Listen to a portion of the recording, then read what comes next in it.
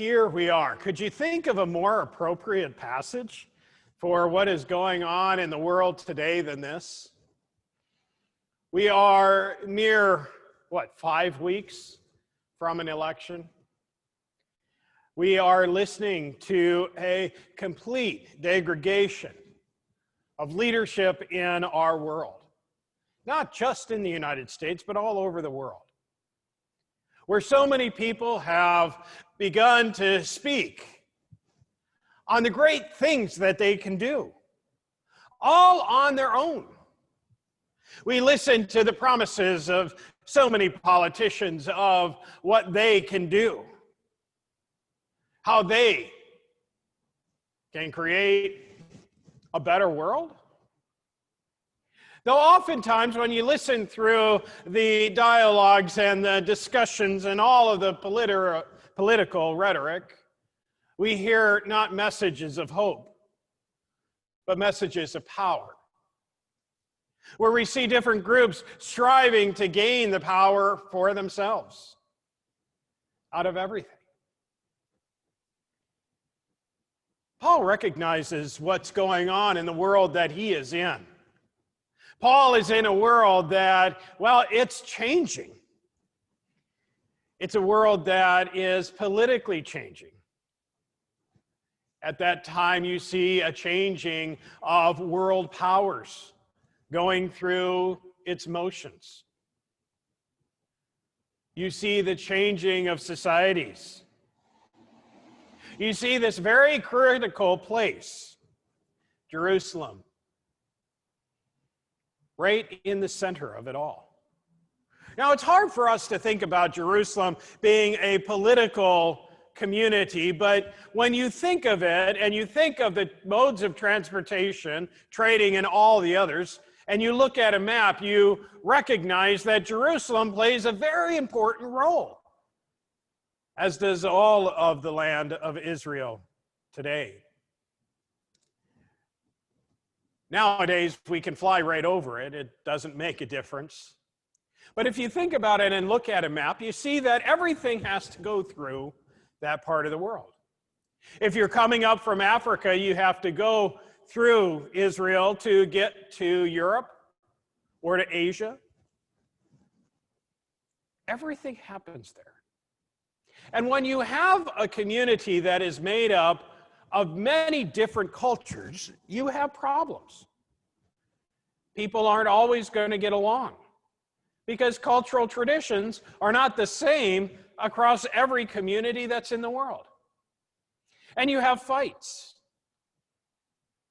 You also have people that want to take advantage of the situations that you have. And there were many people who were out there to do that. As in every community, there were the haves and the have-nots in Paul's time. Many of the early Christians became Christians because there was a message that was being preached that resonated with a community that had otherwise been ostracized from the rest of the world. Especially the community that Paul is preaching to, this Greco-Roman community that he is telling his stories to, and he is preaching the message of Christ to. This community was a community that wasn't really accepted in any other group. But the message that Paul gave to them was a message of hope, and a message that said to that community, look beyond your circumstances now, because there is glorious things to come when God comes again. This is a powerful message. But Paul also recognizes what's going on in the communities that he is preaching to. He sees how easily some of these communities are being swayed by the political leaders that are trying to gain their support. It's very interesting when you dive into that and look at the parallels to what's going on today. We are in a time of transition in our country. Whether good or bad or otherwise, we are there. We know that the world has changed. I was watching an old television series from about 15 years ago, earlier this week. Actually, it was about 25 years ago, now that I think about it. And I was thinking about where I was in my life when I was watching this episode, and I was thinking 25 years ago, I was in seminary, and life was, actually, I was in college. I was proud about my computer that, took up most of my desk. It was like that by that. And cell phones, I had nobody knew what a cell phone was. I remember just about 24 years ago when I went on my first road trip, I did get my mother's cell phone, which was an amazing little device that was, about the size of my shoe, that she made me take with her, and I tried to use once, and it never actually worked. Yeah, it was interesting. Those are where we were. Nobody had heard of anything, an idea even of what an iPod would be, let alone an iPhone or anything else. Life has changed for us a lot because of technology, but life has also changed for us in the way that we experience community.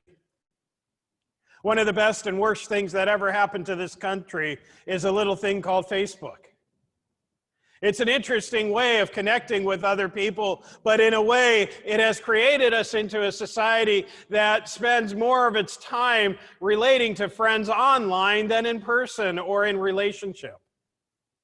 I know this is a crazy thing to say in the midst of a COVID where we are all being isolated out, and these technical devices are ways in which we stay connected, and that is good.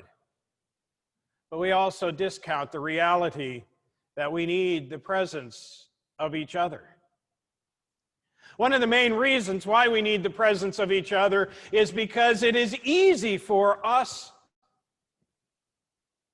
to discount other people when we don't see them in person. It's a psychological thing that happens.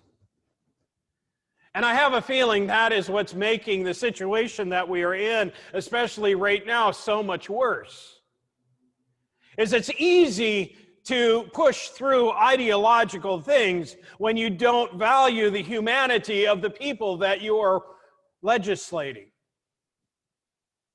It's easy to not see people as human beings when the only place that you see them is on a monitor or screen or a little box on your computer. As Christians, this is what's so hard for us, because we know that inherent in every person is a gift that God has given to them. God breathed life into each of us when we were born. God created us all in His image. But because of our comfort and our ways, we don't see that. And we discount the lives of so many people. Today, yet another verdict came in. And yes, probably this weekend we will hear of a whole lot more protests, even riots, because people are fed up with not being recognized for their humanity. And they have no other way of saying, look at me, I'm a person, I am here.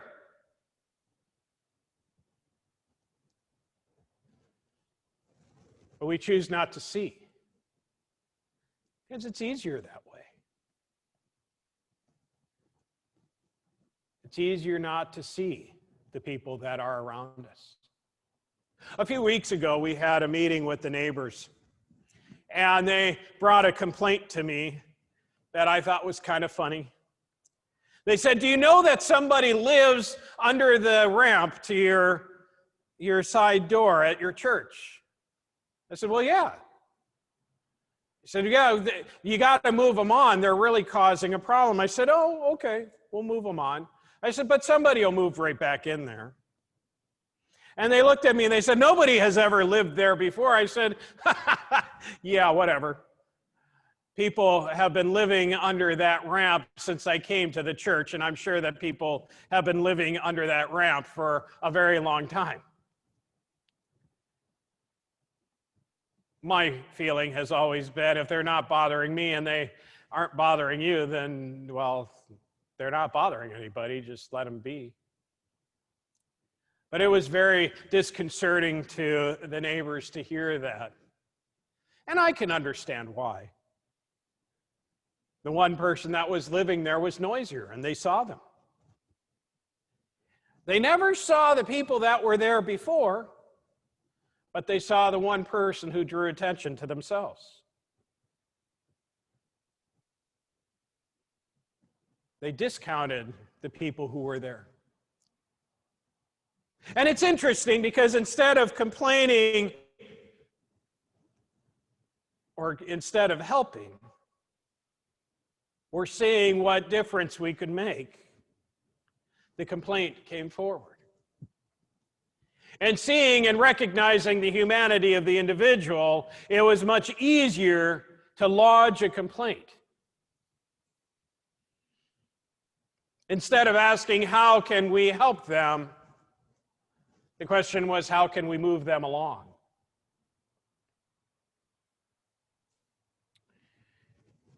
This is hard, but we do it all the time. The truth of where Paul is going with this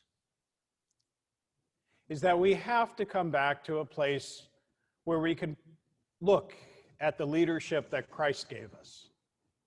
Christ came into this world not to create dominion over this world, not to take over and rule this world with power and might. But Jesus came into this world peacefully. And he came into this world humbly to respond to the needs, to reach out and to see people for who they were and to recognize their validity and their humanity.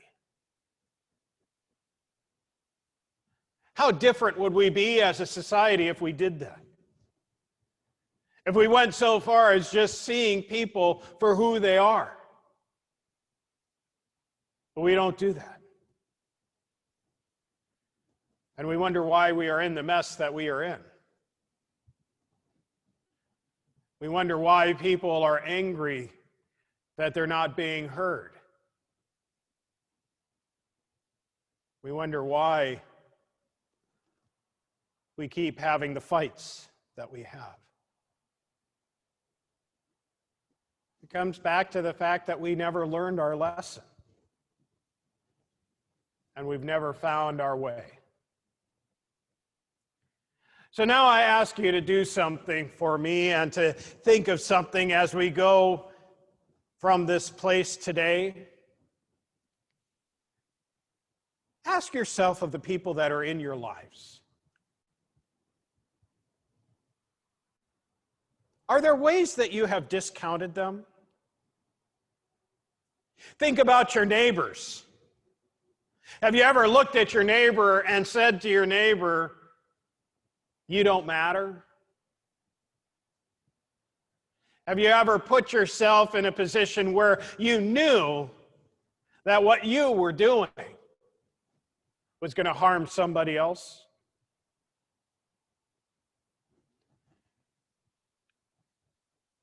Take a moment this evening or this weekend and confess those things to God. Listen to yourself say Lord, I was wrong. I didn't treat my neighbor as a person.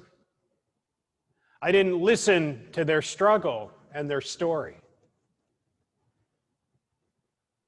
I didn't care for them as I should have. Amen.